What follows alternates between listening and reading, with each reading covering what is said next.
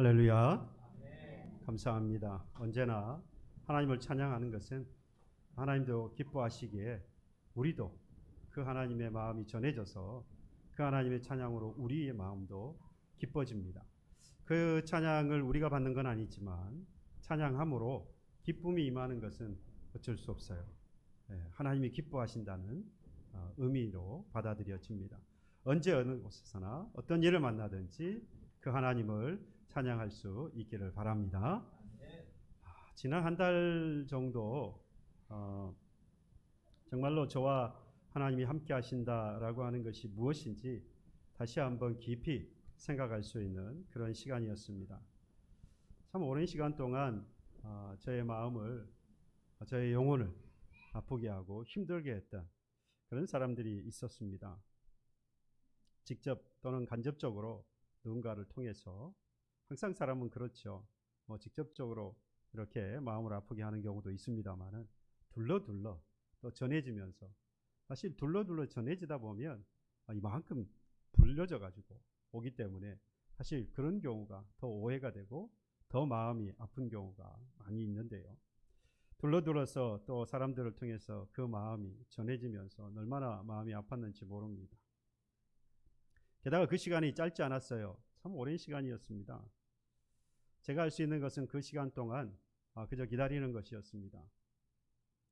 제가 참 신앙이 별론데, 또 말씀의 은혜도 별론데, 또 말씀의 은혜가 별로다, 신앙이 별로다 그러면 하나님 주신 은혜가 얼마나 큰데 그걸 별로라 그러냐, 또 그렇게 말씀하시면 제가 부끄럽습니다. 그렇게 생각하지 마시고, 다 별론데 딱 한 가지 잘하는 게 있다면 기다리는 겁니다. 참고 인내하면서 기다릴 줄 아는 신앙이 제게는 있어요. 하나님께서 제게 그런 신앙을, 그런 면에서의 신앙을 하나님께서 저에게 주셔서 그러한 부분은 누구에게도 지지 않을 수 있다.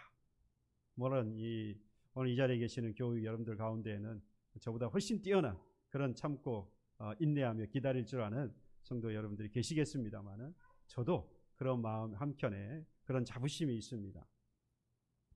언젠가 윗집에서 쿵쿵거리는 소리가 자꾸 나요. 요즘은 이 건물을 지으면 이 층간소음 어느 정도 이상 되면 안 된다, 이제 규제가 있습니다만은 예전만 해도 그렇지 않았죠. 그리고 부실공사들이 또 많고 하다 보니까 쿵쿵거리는 소리, 이 층간소음이 참 심했습니다. 저희 또 예외가 아니라서 그런 일이 별로 없었는데 쿵쿵거리는 소리가 들리는 거예요. 위에서 쿵 하면 제 마음도 쿵쿵 하면 제 마음도 쿵쿵. 얼마나 신경이 쓰는지 모릅니다. 아마 여러분들도 그러셨을 거예요. 위에서 쿵쿵거리면 사실 별건 아닌데 자꾸 신경이 쓰이고 마음이 가다 보면 잠도 못 자고 그러다 보면 신경이 쓰이고. 그래서 저는 아니었는데 저희 집에 있는 사람이 올라갔어요. 올라가서 무슨 일인가 알아봤습니다. 알아봤더니 아들 둘이 있는데 이 아들 둘이가 세상에 딱지를 치고 있었어요. 아니, 딱지 치는 소리가 무슨 위에서 공사하는 소리가 납니까? 뛰어다니는 소리가 납니까? 근데 분명히 그 아들 둘은 딱지를 쳤다는 거예요. 그래서 쿵쿵쿵쿵 소리가 났던 겁니다. 집이 얼마나 잘못되었으면 그럴까라는 생각도 드는데, 어쨌든 그걸 참고 못해서 올라가서 한마디 한 것이죠. 제가 그 상황을 보고 또 들으면서 하나님께서 주신 인사이트가 있었습니다. 영감이 있었어요. 악한 영들이 이렇구나. 악한 영들이 우리의 마음을 쿵하면, 어떤 상황을 통해서 우리를 한번 쿵하면 나도 모르는 사이에 뭐 하는 겁니까? 흔들려가지고 뛰어 올라가는 겁니다. 쿵쿵거리면 나도 모르는 사이에 자꾸 흔들려서 그 자리에 있지 못하고 뛰쳐 올라가는 거예요. 사탄이 끊임없이 이 악한 영이 자꾸만 찔러댑니다. 올라가라. 올라가서 한마디 해라. 다만 너는 교양이 있는 사람이니까 험한 말하지 말고 고급지게 한마디 해라. 교양 있게 한마디 해라. 여러분, 사탄은 항상 그래요. 이 악한 영은 가장한 천사입니다. 천사처럼 보인다 이 말이에요. 그래서 항상 올라가는 건 뭐죠? 명분이 있어요. 떠들고 시끄러우니까 잠을 못 자겠고 내 건강상에 문제가 생길 거니까 올라가라. 그건 당연한 거다. 이건 명분을 주는 겁니다. 뛰어 올라가서는 그래도 네가 교양 있는 사람이잖아. 그러니까 험한 말 하지 말고 아주 고급스럽게 교양 있는 말로 해라. 조용히 좀 해주세요. 여러분, 이거는 가장한 천사의 속임수에 빠지는 겁니다. 그래서 올라가는 것은 결국 이 천사가 아니라 하나님의 소리가 아니라 이 악한 영의 속임수에 빠져서 그와 같은 일을 하게 되는 것입니다. 심령을 쿵쿵거리면 두드릴 때에 뭐 해야 한다는 거죠? 기다려야 하는 겁니다. 신앙은 참고 인내하면서 기다리는 거예요. 결국 기다렸더니 여러분, 제게 와서 2층 집 말하는 거 아닙니다. 위에 집 말하는 거 아닙니다. 서두에 말씀드렸던 바로 그 오랜 시간 동안 제 마음을 그리고 제 영혼을 그렇게 힘들게 했던 그 사람이 수십 번 고개를 숙이면서 미안합니다. 죄송합니다. 미안합니다. 죄송합니다. 결국 머리를 조아리는 그런 모습을 보게 되었습니다. 기다렸더니 그런 거예요. 물론 이전에 이미 하나님께서 그 상황에 대하여서 이미 갚아주셨어요. 그러나 이 사람 실제로 그런 일을 행했던 사람이 하나님께서 움직이셔서 그와 같은 일을 하신 것이라 저는 그렇게 믿습니다. 우리 성경에 보면 요셉의 일생을 들여다보면 그 요셉의 일생을 한마디로 정의한다면 하나님께서 함께 하셨던 인생이다라고 정의할 수 있습니다. 끊임없이 이 하나님께서 그의 함께하는 사람들을 통하여서 그들의 입술을 통하여서 이는 하나님이 함께하는 사람이다라고 하는 고백을 듣게 해요. 그런데 여러분, 하나님이 함께하는 사람이라고 한다면 우리가 아는 것처럼 요셉은 총리가 되었습니다. 그러면 그 총리가 되기까지의 길은 어떠해야 하겠습니까? 탄탄대로여야겠지요. 왜? 하나님이 함께 하시니까. 비록 어려운 일이 있다 할지라도 그 일이 이후에는 더 좋은 길로 자꾸 바뀌어가고 그야말로 엘리트 코스를 밟아가면서 계속해서 승승장구하는, 그래서 총리가 되는 것이 마땅히 하나님이 함께 하시는 사람의 인생이다라고 할 수 있습니다. 이게 맞지 않나요? 하나님이 함께 하시는데 형통해야 되지 않겠습니까? 그런데 분명히 하나님이 함께 하시는데도 불구하고 우리가 아는 것처럼 요셉은 사랑받는 아들, 자녀에서 종이 되었습니다. 노예로 팔려갔어요. 노예에서 그치지 않고요, 그의 인생이 밑바닥까지 내려갔습니다. 결국 감옥에 갇히는 죄수가 되고 말았습니다. 사랑받는 아들에서 팔려가서 노예로 살고, 그것도 부족해서 죄수가 되는, 단 한 번도 잘못한 것이 없는데, 법을 어긴 것도 없는데, 그런데도 불구하고 이런 일을 만났다. 여러분, 이런 상황에서 이 사람이 정말로 하나님이 함께 하시는 사람이다 라고 여러분들 말할 수 있겠습니까? 저와 여러분들이 많은 이런 형편에 살았다고 한다면 어떻겠습니까?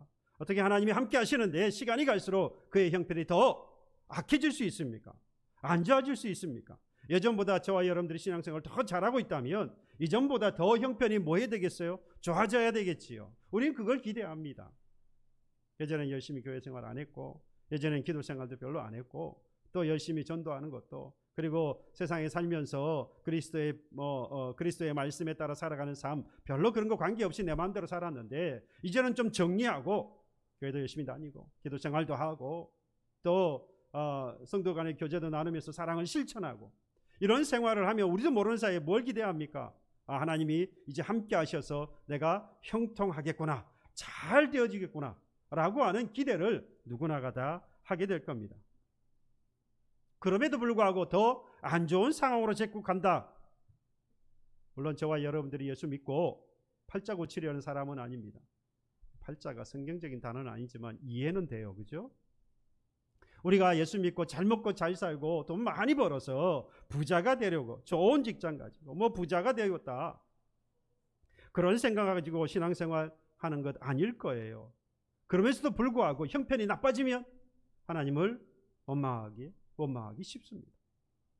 왜 나만 겪는 고난이냐고, 왜 나만 이런 고난을 겪어야 하냐고 하나님 앞에 한탄을 하지요. 그런데 여러분, 신앙은 좋은 빵을 먹고요, 좋은 집을 가지고 좋은 직장을 다니면서 돈을 많이 벌어서 부자가 되는 길이 아니라, 신앙은요, 참고 인내하고 기다리는 것이 바로 신앙이라고 하는 것입니다. 요셉에게 보디발과 그리고 감옥의 간수장이 이야기를 합니다.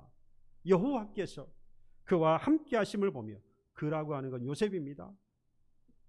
이 요셉을 통하여서 이 고백을 하고 있는 거예요. 여호와께서 그와 함께 하심을 보며 또 여호와께서 그의 범사에 형통하게 하심을 보았다. 보디발과 간수장이 하는 이야기가 그래요. 너를 보니까, 요셉 너를 보니까 하나님이 너와 함께 하시는구나. 그리고 그 하나님이 함께 하셔서 네가 형통하구나. 어디에 있는데요? 지금 노예로 살고 있는데요. 지금 감옥에 갇혀서 죄수가 되어 있는데 그 죄수를 지키고 있는 간수장이, 그 노예의 주인인 보디발이 하는 이야기가, 야, 너하고 하나님이 함께하고 계시는구나. 그 하나님이 함께 하셔서 네가 형통하구나. 영어 성경에 보면 여기서 형통하다는 말이 be successful입니다. 야, 네가 성공했구나라는. 여러분, 이 소리 들으면 성질 안 나겠습니까? 지금 아들에서 쫓겨나가지고 형제한테 팔려가지고 노예가 되어 있는데, 야, 너 형통하구나. 너 인생 성공했다. 그것도 모자라서 죄수가 되어 있는데 또 하는 말이, 야, 너 형통하구나. 하나님이 함께 하셔서 너 인생 성공했다. 야, 이거 뭐로 들리겠어요? 비아냥거리는 것 같지 않습니까? 그런데 실제로 이들의 입술을 통해서, 야, 요셉 너는 진짜 형통한 사람이야. 너는 함께하는 사람이야. 이건 진실이었어요. 진심이었습니다. 왜 그랬을까요? 그는 노예가 되었고, 그는 분명히 죄수가 되었음에도 불구하고 이 사람들이 보기에는 이게 신앙이라고 하는 것이 아니었다라는 이야기죠. 우리로 하여금 그걸 지금 보게 하시는 겁니다. 하나님께서 함께하는 사람은요, 이 요셉과 같이 뭐 하더라는 겁니까? 여전히 노예이고 여전히 죄수임에도 불구하고 그 자리에서 그대로 참고 인내하며 기다리더라는 것이죠. 그러니까 하나님이 함께하는 사람은 끝까지 기다릴 수 있습니다. 참고 인내할 수 있어요. 이것이 뭐라는 겁니까? 이것이 바로 형통이고 이것이 바로 성공이다, 이 말이에요. 저와 여러분들의 신앙의 성공은, 저와 여러분들의 신앙의 형통은 참고 인내하며 기다릴 수 있는 거예요. 잘 되어지는 것이 아니라 지금 이 순간 저와 여러분들이 참고 인내하며 기다리고 있다면 여러분들의 지금 그 신앙은 뭐한 신앙이라는 겁니까? 형통하는 신앙이고, 그 신앙은 지금 성공하고 있는 신앙이다, 이 말입니다. 그러니 하나님이 함께 하신다고 하는 것은 너무나도 귀하고 소중한 것이죠. 그런데 이 귀하고 소중한 바로 이 하나님이 함께 하신다고 하는 것을 잃어버린 오늘 본문의 이스라엘 백성들을 보게 되어집니다. 오늘 본문의 이스라엘 백성들에게 모세를 통하여서 하나님이 말씀하십니다. 내가 너희와 함께 가지 않겠다. 왜 하나님께서 너희와 함께 가지 않겠다라고 한 말씀을 하시느냐? 오늘 이 33장이 앞서 있는 32장의 내용을 먼저 조금 볼 필요가 있어요. 32장의 내용은 이 시내산에 도착한 이스라엘 백성들에게 하나님께서 말씀을 주시려고, 계명을 주시려고 모세를 불러 올리셨습니다. 40일 동안 시내산에 머물면서 하나님께서 주신 계명을 받았어요. 그런데 그때 이스라엘 백성들은 뭐 하고 있었습니까? 그 밑에서 우리를 인도하여, 애굽에서 인도하여 내는 신을 만들자. 그리고 그들이 가지고 있었던 금장신구들을 다 가지고 와서, 금붙이들을 가지고 와서 금을 녹여서 금송아지를 만들었습니다. 그리고 그를 향하여서 우리를 애굽에서 인도하여 낸 신이라 하면서 그에게 예배하고 그에게 예물을 드리는 겁니다. 그들이 가지고 있었던 금고리들, 여러분 이 금고리가 어디서 난 줄 아십니까? 여러분 이 귀에 금고리를 하고, 귀걸이죠, 코에 코고리를 하고, 이 당시에는 종들이, 그러니까 주인이 종에게 종의 표시로 했던 것이 이 귀걸이입니다. 귀를 뚫어서 귀걸이를 해주고 코를 뚫어서 코걸이를 해줘요. 그럼 이렇게 보면 이 사람이 그냥 보통 평민인지 아니면 이 사람이 종으로 지금 살고 있는지를 그걸 보면 알 수 있는 거예요. 오늘 종으로 오신 분들이 혹시 계십니까?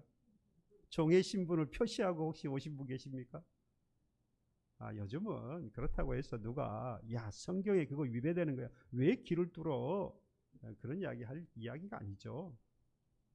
그런데 여러분, 이들에게, 이 주인이 어떤 노예에게 금 귀걸이를 해주고 금으로 코걸이를 해주겠어요? 그런 주인은 없습니다.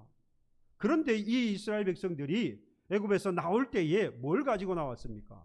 금붙이들을 가지고 나온 거예요. 금은 폐물들을, 귀한 것들을 가지고 나올 수 있었습니다. 그러니까 지금 뭐 한 겁니까? 그 금붙이들을 내어놓고 지금 금송아지를 만들 수 있었던 것입니다. 그러면 이 금붙이가 어디서 생겼느냐? 여러분들 이스라엘 백성들 어떻게 산 사람들입니까? 애굽에서 종을 살았던 사람들이에요. 그 사람들이 종으로 살면서 무슨 금붙이를 만들어낼 수 있었겠습니까? 무슨 장사를 할 수 있었겠고, 무슨 일을 잘해서 이 금을 금과 같은 이런 재화를 그런 것들을 만들어낼 수, 부자가 될 수 있었겠습니까? 결코 그런 상황이 아니라는 것이죠. 여러분, 그럼에도 불구하고 이러한 것들이 생길 수 있는 이후의 과정이 있어요. 그 전에 여러분, 이와 같이 금송아지를 만들었다는 의미가 뭔지를 좀 생각해 볼 필요가 있습니다. 이 사람들이 지금 애굽에서 인도하여 내시는 분은 하나님이라고 하는 것 대신에 그들이 가지고 있는 금붙이를 다 내어놓고 금송아지를 만들어 놓고 이가 우리를 인도하여 낸 신이라고 말하는 것은 여전히 이들이 뭘 버리지 못했느냐? 종의 그런 마음을 아직도 버리지 못하고 있는 겁니다. 하나님이 인도하여 내셨으니까 그 믿음이 있으면 나는 하나님의 종이다 라고 말할 건데, 그 믿음을 버리고 나니까 애굽에서 종 살았으니 또다시 뭔가 우리를 이끌고 가야 할, 이게 뭐지요? 이 종된 사람들의 마음이에요. 애굽에서 종 살았으니까 지금도 누군가에게 그 종으로 살려고 하는 그 마음을 버리지 못하고 있었다는 거죠. 여전히 종으로서의 사고, 종으로서의 행동을 버리지 못하고 있었다는 증거가 뭐냐? 금송아지를 만들어내는 거예요. 그래서 금붙이를 가져다가 금송아지를 만들어서 이제는 누구의 종이 되겠다는 겁니까? 이전에는 애굽에서 살면서 애굽의 종으로 살았는데 이제는 뭐의 종으로 살겠다는 거예요? 우상의 종으로 살겠다는 겁니다. 하나님이 이 종살된 애굽에서 이 이스라엘 백성들을 이끌어내셨는데 그 백성들은 그 하나님의 마음을 전혀 이해하지 못하고 애굽으로 다시 돌아가겠다라고 말하지는 않나. 또 지금은 금송아지를 만들어 놓고 이제 이 우상의 종이 되겠다라고 정말 어이없는 말을 계속해서 내뱉습니다. 사사건건이 일이 생기면 왜 애굽에서 끌어내어서 우리를 죽게 하느냐? 애굽에서 죽는 것이 더 나았겠다. 애굽으로 돌아가자라고 말하고요. 지금 인도하는 하나님이 보이지 않는다고 우상을 만들어서 이제 우상의 종이 되겠다고 또 말해요. 얼마나 하나님의 마음이 아팠겠습니까? 아무튼 모세가 산에서 내려오지 않는다고 하는 것, 지체되었다. 그래서 우리가 금송아지를 만났다라고 하는 이유 같지도 않은 그런 이유를 만들어냅니다만, 이 이스라엘 향하여서 하나님께서 결국에 뭐라고 하시냐? 내가 이를 진멸하겠다, 없애버리겠다라고 하나님 말씀하세요. 이 이야기를 들은 모세가 두 가지 이유를 들어서 하나님께 절대로 그러시면 안 됩니다 라고 말씀을 해요. 간청을 해요.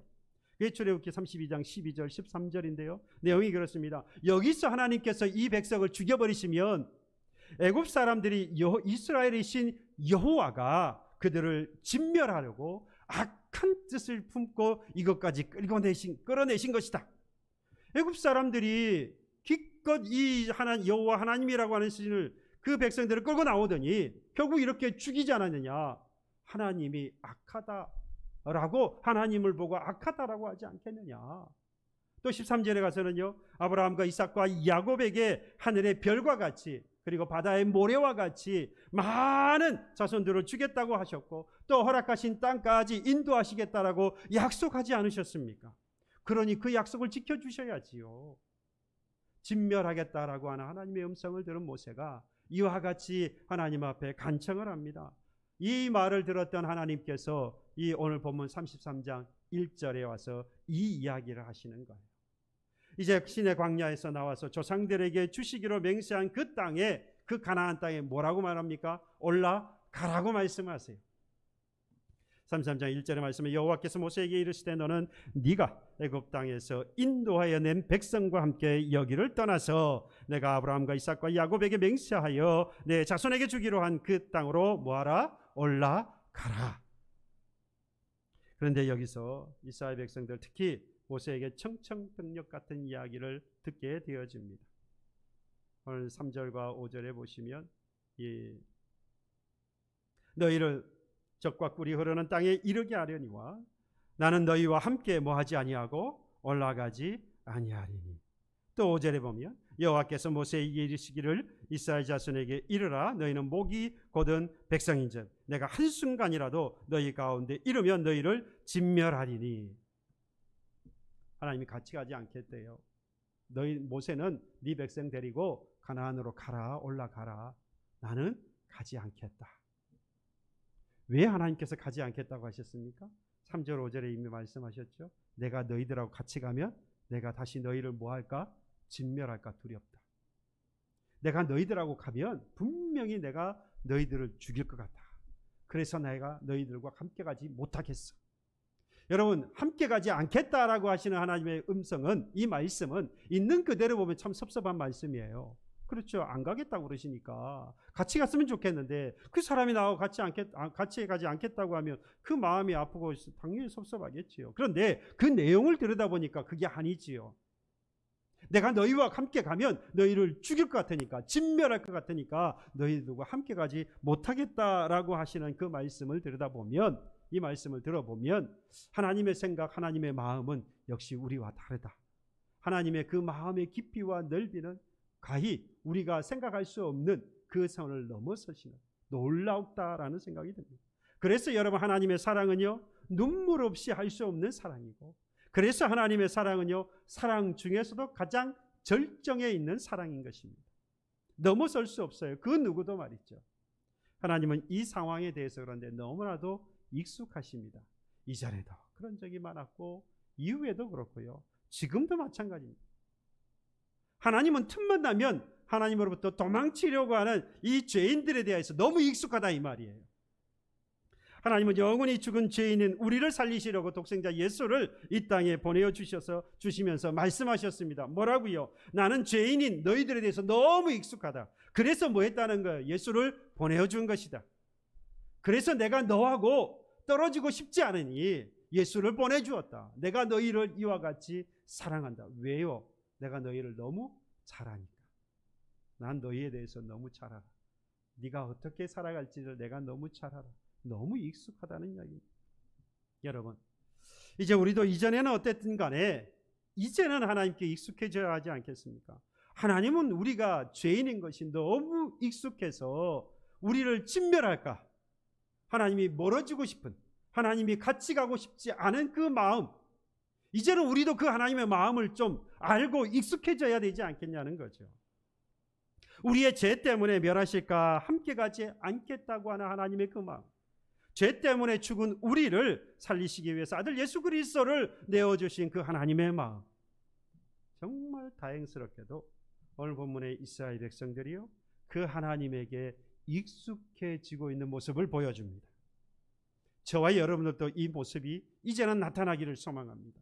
이 이스라엘 백성들이 하나님께 어떻게 익숙해지고 있느냐, 하나님의 마음을 얼마나 이해하면서 그 하나님에게 익숙해지고 있느냐, 오늘 본문에 보면 3절에 보면 이미 우리가 아는 말씀이죠. 너희를 적과 꿀이 흐르는 땅에 이르게 하려니와 나는 너희와 함께 올라가지 아니하리니 너희는 목이 곧은 백성인즉 내가 길에서 너희를 진멸할까 염려함이라. 목이 곧은 백성이기 때문에 멸할까 하여서 그들과 함께 가지 않겠다고 하는 이 청청병력 같은 이 이야기를 들었던 이 이스라엘 백성들이 반응을 보세요.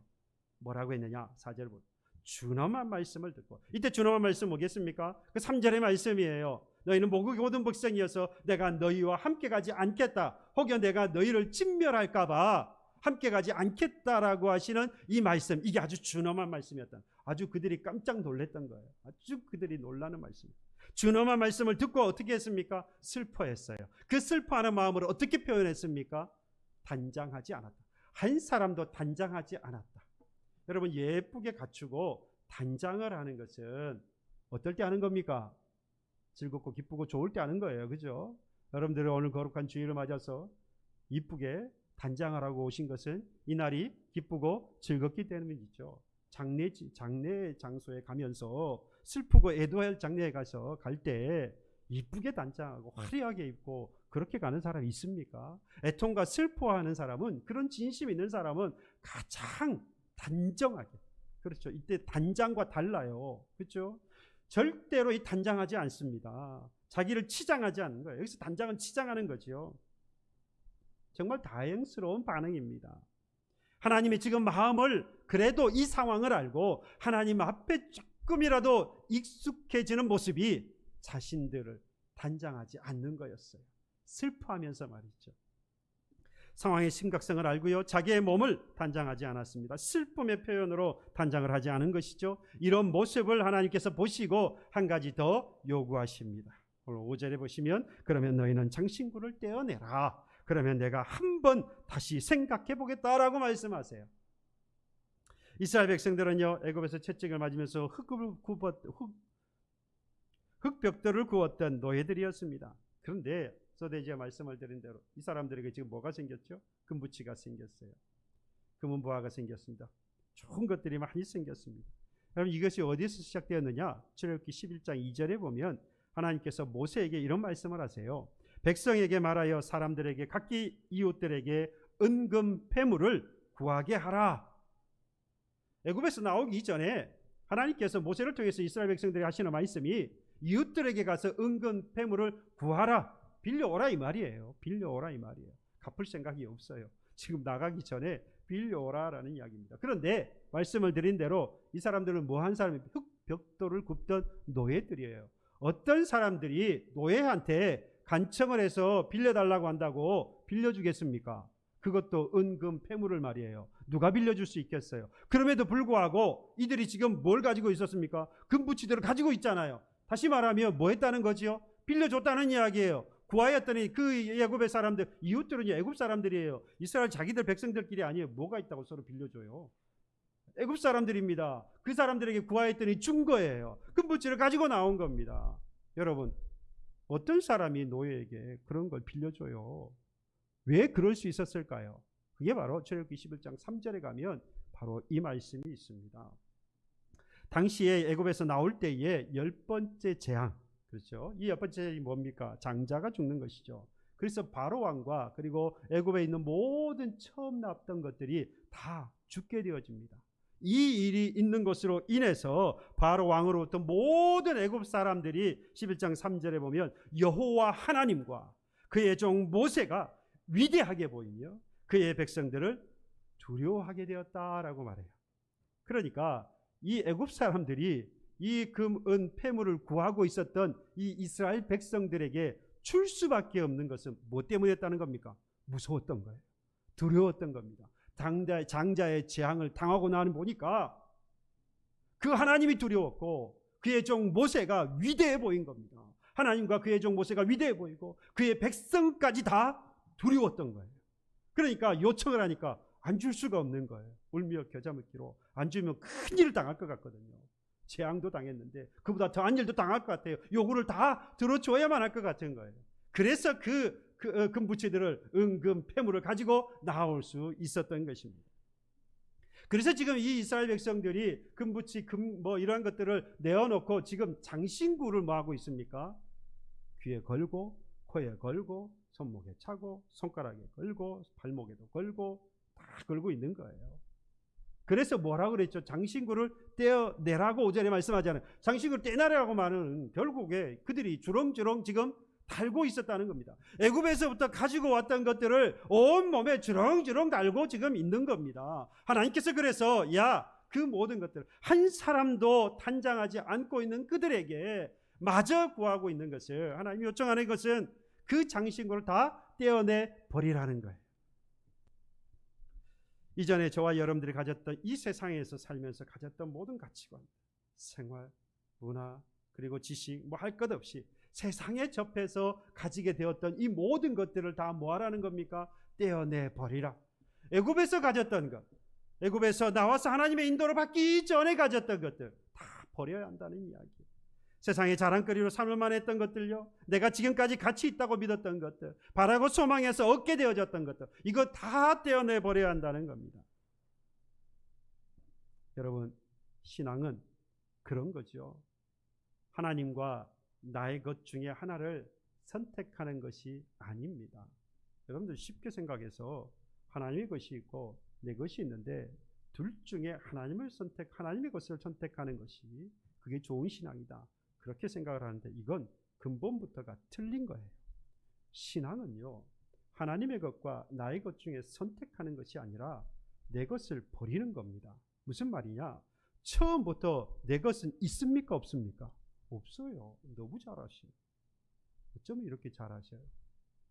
내 것 처음부터 없는 겁니다. 그러니까 하나님 것과 내 것이 있다라고 생각하는 것부터가 처음부터가 잘못된 신앙이지요. 그런데 나의 것이라고 생각하는 게 지금 딱 와서 붙어 있는 거예요.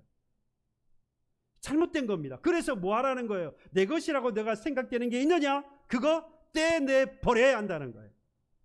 그게 신앙인 겁니다. 하나님은 모든 것을 가지신 분이죠. 다 원래 하나님인 겁니다.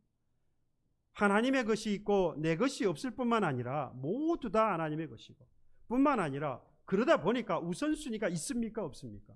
있을 수가 없어요. 하나님 것과 나의 것이 나뉠 수 없기 때문에, 다 하나님의 것이기 때문에 하나님의 것은 우선이고 내 것은 나중이다. 그것조차도 말이 안 되는 이야기예요. 오직 하나님뿐입니다. 첫 번째가 하나님이고 두 번째가 내 것이다? 아니라는 거예요. 내 것이 어디 있습니까? 다 하나님의 것인데, 하나님은 만물 가운데 그래서 존귀와 영광을 받으실 유일하신 분인 겁니다. 내가 하나님을 선택하거나 우선순위에 둘 수 있는 분이 아니라는 거예요. 내가 선택할 수 있다, 내가 우선순위에 두겠다라고 하는 건 결국 나의 것을 두고 있다는 이야기예요. 그건 죄입니다. 하나님을 인정하지 않는 거예요. 그래서 그것을 떼어내 버려야 하는 것입니다. 애굽에서 나왔던 장신구들 같은 거예요. 그래서 하나님을 먼저 섬기는 것이 아니라 그 장신구를 뭐 해야 하는 거죠? 먼저 떼어내 버려야 하는 겁니다. 존귀하신 하나님을 모시고요, 애굽에서 가지고 나왔던 그 모든 장신구들, 내가 세상을 살면서 나에게 덕지덕지 붙여서 내 것처럼 여겨졌던 것들, 그거 다 잘라내야 돼. 다 버려내야 돼. 결국 하나님은요, 이스라엘 백성들을 그 호렙산에 이르렀을 때 6절에 보십시오. 호렙산에서부터 그들의 장신구를 뭐 했다고요? 떼어내니라. 호렙산이 어떤 곳입니까? 하나님께서 모세를 통하여서 이스라엘 백성들에게 말씀을 주신 곳이에요. 여러분, 하나님께서 말씀을 주신 바로 그곳에서, 계명이 있는 그곳에서 뭐가 떨어져 나가는 겁니까? 그곳에서 바로 세상에 살면서 덕지덕지 내 삶에 붙어서 마치 내 것처럼 여겨졌던 바로 그것을 떼어내버리고 뭐만 남지요? 하나님만 남는 거예요. 하나님의 말씀만 남는 겁니다. 본래 그랬어요. 본래 하나님뿐이었어요. 본래 하나님 것뿐이었어요. 바로 그것이 호렙산 하나님의 말씀에 그 모든 것이 떨어져 나가니까 남는 건 하나님뿐이고 남는 건 하나님의 말씀뿐이었던 것이죠. 여러분, 호렙산은 척박한 곳입니다. 그렇지만 그곳에서 하나님께서 주신 말씀이 있어요.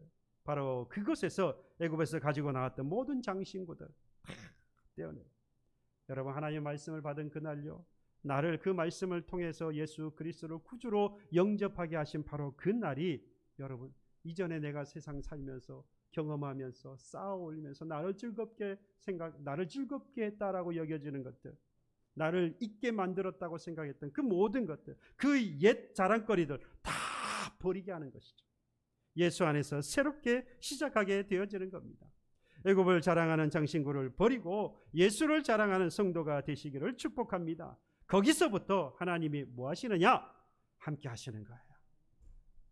그렇습니다. 16절 말씀처럼요, 하나님이 함께 하심이 이 세상 사람들과 우리의 확실한 차이점입니다. 모세가 이런 이야기해요. 나와 내 백성이 주의 목전에서 은총을 입은 줄 우리가 무엇으로 알 수 있습니까? 도대체 우리 백성이 하나님께 은총을 입었다고 하나님 말씀하시는데 내가 어떻게 그걸 알 수 있습니까? 모세가 말합니다.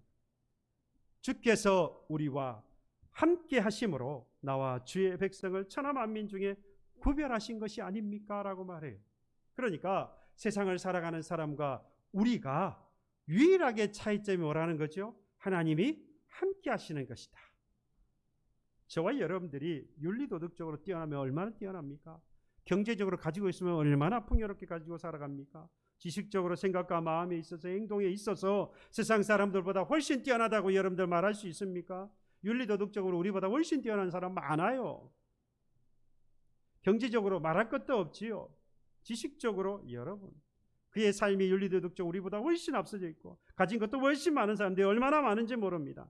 세상에 우리보다 훨씬 뛰어난 부분들이 너무 많아요. 그럼에도 불구하고 확연하게 뚜렷하게 그들과 비교하여서 우월할 수 있는 것은 딱 한 가지 있어요.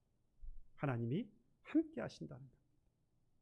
이 믿음이 있기를 소망합니다. 하나님이 함께 하시는 자가 하나님의 은총을 받은 자예요. 그러므로 반드시 우리가 애굽에서 가지고 나온 뭐를 떼내버리라는 거예요. 장신구를 떼어내 버려야 하는 겁니다. 지금까지 주렁주렁 잘고 다녔던 바로 그 나의 옛 자랑거리들 다 버리고 오직 예수 안에서 새롭게 시작하기를 소망합니다. 그러면 누가 함께 하신다고요? 하나님이 함께 가실 거예요.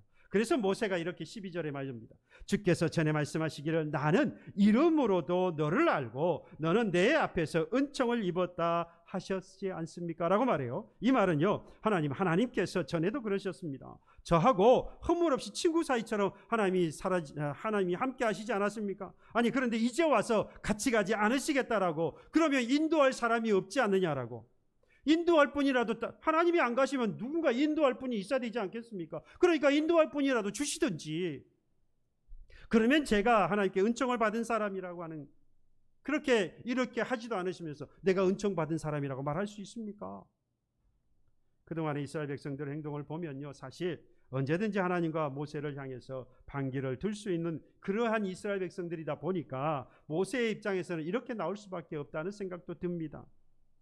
분명히 우리가 잘못했음에도 불구하고 여러분, 하나님이 약속하신 게 있잖아요. 말하는 거지요. 조상들에게 약속하신 땅을 주시겠다고 하는 약속이 있지 않습니까? 자손이 번창하리라고 하나님이 약속하지 않으셨습니까? 그리고 그렇게 제가 하나님께 은총을 입은 자라고 주께서 말씀하셨으니까 13절에 보세요. 뭐를 요구하느냐?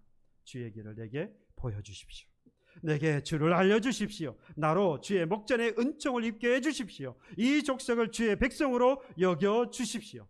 특별히 여기서요, 이 족속을 주의 백성으로 여겨달라고 말하는 것은요, 이유가 있어요. 32장에 와서요, 시내산에서 이스라엘 백성들이 우상을 만든 때부터 시작해서 완벽하게 바뀐 말이 하나 있어요. 뭐냐? 이전까지만 해도 이스라엘 백성을 하나님 뭐라고 하냐? 내 백성이라고 말씀하세요. 근데 이 사건 이후부터는 뭐라고 말씀하시느냐? 이스라엘 백성들을 보고 네 백성이라 그래요. 모세 네 백성이라 그래요. 그래서 오늘 본문 1절에서 보면 뭐라고 합니까? 모세에게 이르되 너는 네가 애굽 땅에서 인도하여 낸 백성과 함께 여기를 떠나서 네가 애굽 땅에서 인도내지 않았느냐? 이제 이 백성은 네 백성이라는 거예요. 뭘 지금 하고 있죠? 하나님께서 이스라엘 백성들과 손절하시는 거예요. 관계 끊어버리시는 거예요. 더 이상 나하고 관계 없다. 네가 알아서 해라.